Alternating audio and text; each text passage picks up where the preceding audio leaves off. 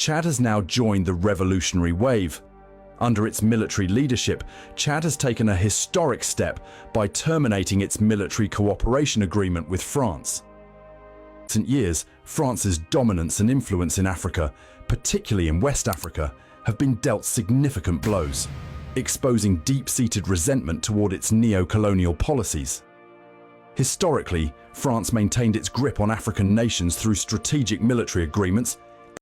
Côte d'Ivoire has joined other African countries including Mali, Burkina Faso, Niger, Senegal and Chad in ending military ties with former colonial ruler France. Côte d'Ivoire's President Alassane Ouattara announced on Tuesday, December 31st, that French troops stationed in his country will leave starting January 2025. AFP news agency reports that France has about 1,000 soldiers in Côte d'Ivoire.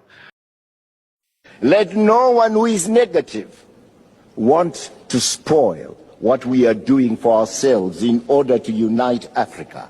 We belong to this continent. We don't mind having and bearing sanctions banning us from Europe. We are not Europeans. We have not asked for any inch of Europe, or any square inch of that territory. So, Blair, keep your England and let me keep my Zimbabwe. Mr. Chairman, having said that, may I say, people must always come first in any process of sustainable development. And let our Africans come first in the development of Africa, not as puppets, not as beggars, but as a sovereign people. I thank you. The aftershocks of Africa's decision to end colonial-era ties did not fade with time. Instead, they deepened, spreading from boardrooms into households, from diplomatic circles into everyday politics, and from abstract economic charts into lived reality across Europe. What initially appeared as a disruption soon revealed itself as a structural reckoning, one that Europe was profoundly unprepared for.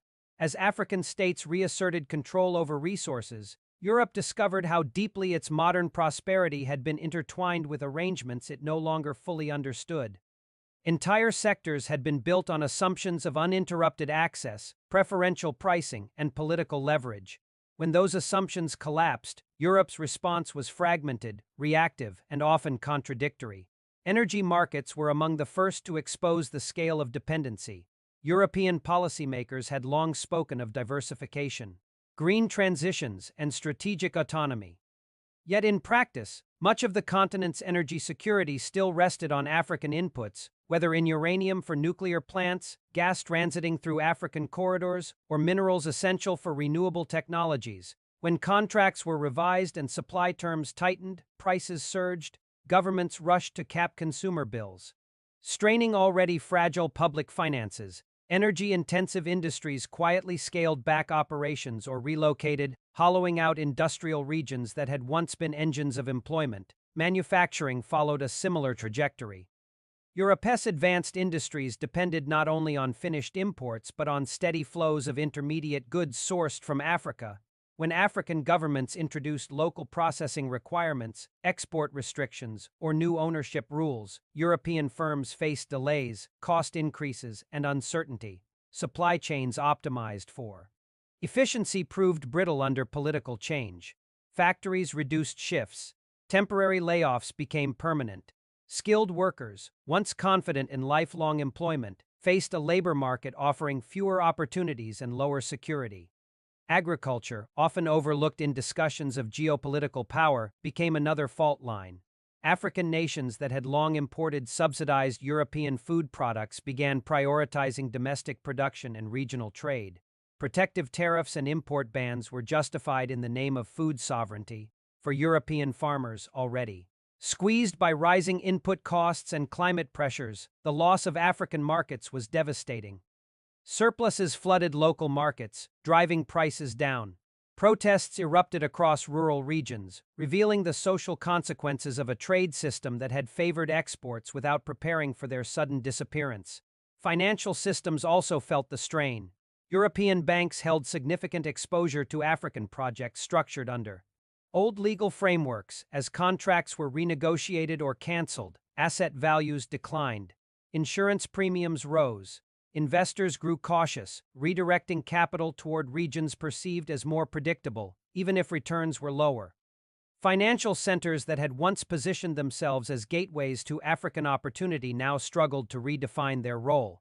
The political ramifications were impossible to ignore. Elections across Europe increasingly revolved around economic insecurity, loss of influence, and questions of national direction. Some leaders framed Africa's actions as betrayal, ignoring decades of imbalance that had fueled resentment. Others acknowledged the need for reform but lacked the consensus or political capital to implement it. The result was paralysis at precisely the moment decisive action was required. France's experience remained emblematic but not unique. The erosion of its economic position in Africa reverberated through domestic politics. Public debates once focused on social issues increasingly centered on energy costs, industrial decline, and national relevance. Attempts to revive old influence through rhetoric or symbolic gestures failed to produce tangible results. African governments, confident in their new bargaining power, demanded concrete terms: investment, technology transfer, and respect for sovereignty. Germany, long Europe's industrial backbone, faced its own reckoning. Its export-driven model relied on affordable inputs and stable global demand. Both were now in question, as African nations redirected raw materials toward domestic processing or alternative partners. German manufacturers found themselves competing in a tighter, more expensive global market. Efforts to secure new supply agreements were hampered by Europe's internal divisions and slower decision-making processes. Southern European economies encountered a different set of challenges. Tourism-dependent regions saw costs rise as energy and food prices climbed. Public debt levels, already high, limited fiscal responses. Youth unemployment, a persistent issue, worsened as service sectors contracted. The promise of recovery that had followed previous crises felt increasingly distant. Meanwhile, Africa's internal dynamics continued to evolve. Ending colonial-era ties did not produce instant prosperity, nor did it eliminate internal challenges. Infrastructure gaps, governance issues, and external pressures remained real. Yet the shift in leverage allowed African states to negotiate from a position of confidence rather than necessity. Regional institutions gained relevance as trade within the continent expanded. Investment increasingly flowed into processing, manufacturing, and digital services rather than purely extractive ventures. Crucially, African governments diversified partnerships. Rather than replacing one dependency with another, many pursued multi-directional strategies, engaging with Asia, the Middle East, Latin America, and emerging economies while maintaining selective ties with Europe. This diversification reduced vulnerability to external shocks and strengthened negotiating positions across the board. For Europe, the contrast was stark. While Africa moved toward strategic pluralism, Europe struggled with fragmentation. National interests often clashed with collective goals. Regulatory complexity slowed responses. Political cycles encouraged short-term fixes over long-term restructuring. The idea of strategic autonomy, frequently invoked, remained elusive in practice. Public discourse lagged behind reality. Many citizens were told that Europe's difficulties stemmed primarily from external forces or temporary disruptions. Few were encouraged to confront the uncomfortable truth that decades of prosperity had been partially built on asymmetric relationships that could not endure indefinitely. This reluctance to engage honestly with history hindered the development of a credible future strategy. As the months turned into years, it became clear that the meltdown was not a single event but a transition. Europe was moving from a position of inherited advantage to one of negotiated relevance. The pain of that transition was amplified by the speed at which Africa acted and the slowness with which Europe responded. Yet within this crisis lay an opportunity. A new relationship between Europe and Africa, stripped of colonial legacies, could still emerge. Such a relationship would require Europe to accept competition on equal terms, invest in genuine partnerships, and relinquish expectations of automatic access. It would demand reforms at home, including industrial modernization, energy independence, and social policies that addressed inequality and workforce transitions. For Africa, the challenge would be to consolidate gains without replicating extractive models internally. Managing new partnerships, Ensuring transparency and distributing the benefits of growth would determine whether the end of colonial-era ties translated into broad-based development or merely shifted centers of power. The global implications of this transformation extend beyond Europe and Africa. They signal a broader rebalancing of the international system, one in which historical hierarchies give way to negotiated order. Regions once marginalized are asserting agency, while established powers must adapt or decline. In conclusion, Europe's economic meltdown following Africa's decision to end colonial-era ties is not simply a story of loss. It is a story of reckoning. The panic seen in European capitals reflects the collapse of assumptions that no longer align with global reality. Africa's rise, rooted in demographic strength, resource control, and strategic confidence, has exposed the fragility of systems built on imbalance. The future will not be shaped by nostalgia for past dominance, but by the ability to build equitable, resilient relationships in a multipolar world. Africa has taken a decisive step toward that future. Europe now faces a choice: cling to a fading past or adapt to a new global order where partnership replaces privilege. The outcome of that choice will determine not only Europe's economic survival, but its relevance in the decades to come. Europe's economic foundations began to crack quietly at first, long before headlines started using words like meltdown, panic, and shock. The signs were scattered across shipping data, trade balances, factory output, and diplomatic that few outside policy circles bothered to read. Then, almost at once, they became impossible to ignore. Supply contracts expired and were not renewed. Military partnerships were restructured. Currency flows shifted southward. Development agreements were rewritten in ways that stripped away privileges once taken for granted. Africa was no longer renegotiating colonial-era ties. It was ending them. For decades after formal independence, much of Europe's economic relationship with Africa remained built on frameworks designed during colonial rule. These frameworks ensured preferential access to raw materials, energy resources, agricultural goods, and strategic transport corridors. In exchange, African states received limited industrial investment, aid packages tied to foreign procurement, and security arrangements that prioritized external interests. The system endured not because it was equitable, but because it was familiar, entrenched, and reinforced by global institutions that favored continuity over reform.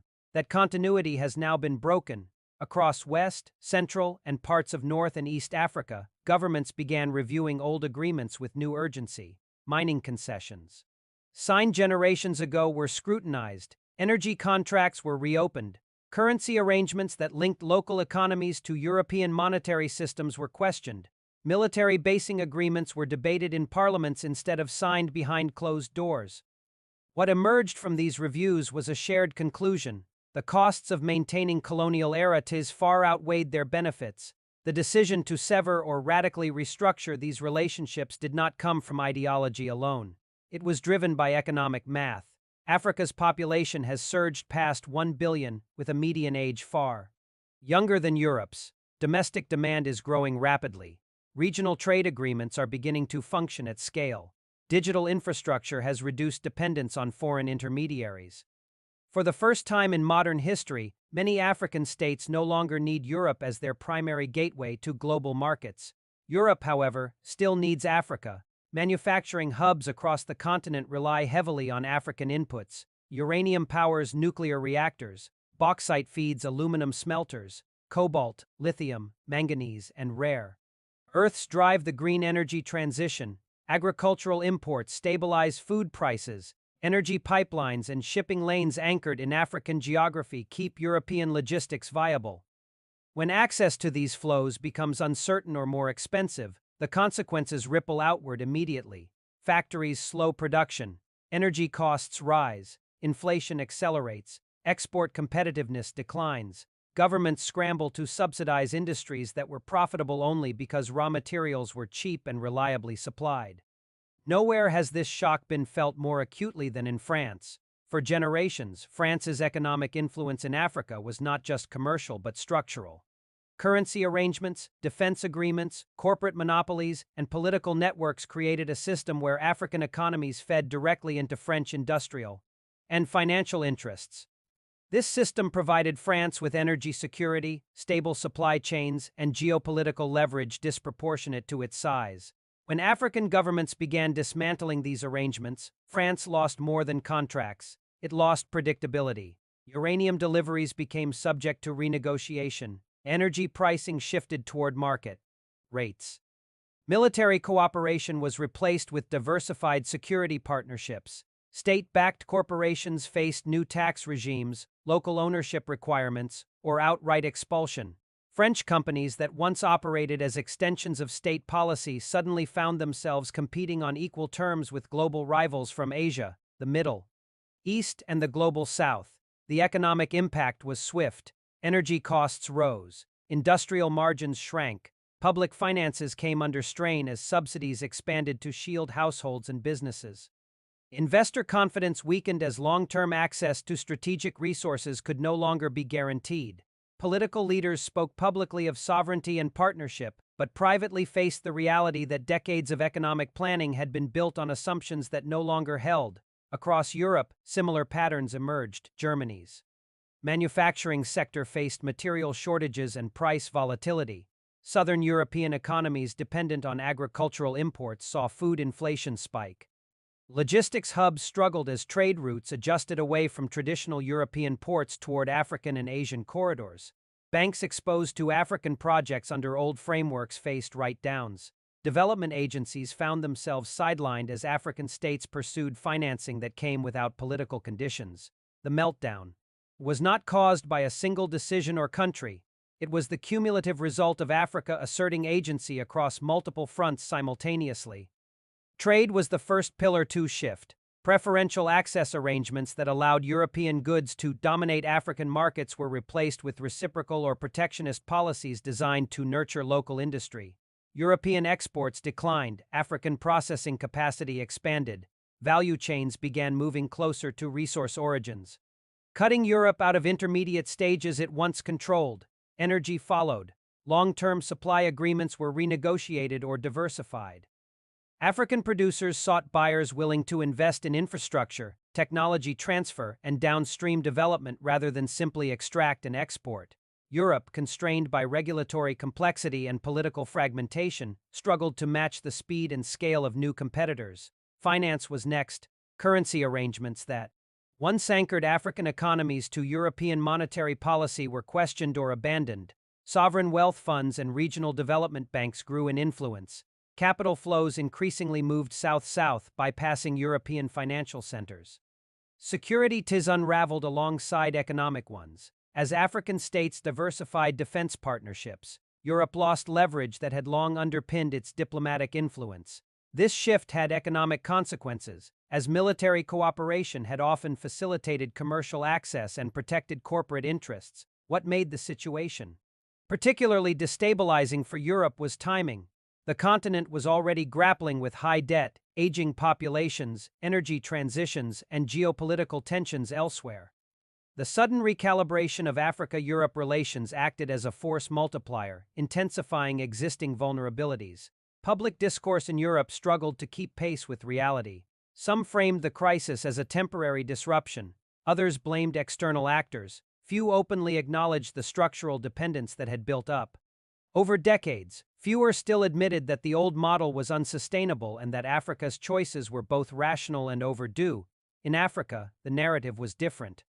Ending colonial-era ties was not about isolation but diversification. It was about replacing dependency with negotiation power. Governments emphasized industrialization, regional integration, and strategic autonomy. While challenges remained, including governance capacity and infrastructure gaps, the direction was clear. Africa intended to control its resources, markets, and partnerships on its own terms. This shift did not mean Europe was excluded entirely. It meant Europe was no longer privileged. For countries like France, the adjustment has been particularly painful because it strikes at the heart of national identity and historical influence.